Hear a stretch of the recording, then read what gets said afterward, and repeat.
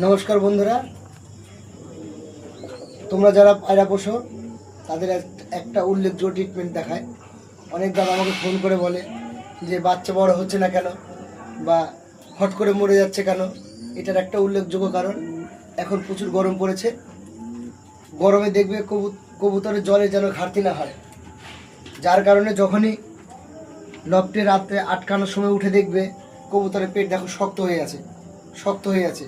তখন কি করবে? অবশ্যই একটা সিরিজ দিয়ে বা যেটা দিয়ে হ্যান্ড ফিডিং করো সেটা দিয়ে কমপক্ষে 20 ml জল পায়রাকে খাইয়ে দেবে। খাইয়ে দেওয়ার পর পেটটাকে একটু নাড়িয়ে দেবে।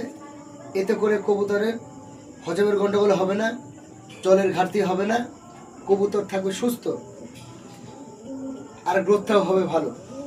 তা বন্ধুরা, ভিডিওটা কেমন লাগলো? যদি ভিডিওটা ভালো লাগে একটু কমেন্ট করে জানিয়ে দিও, লাইক আর শেয়ার করে দিও।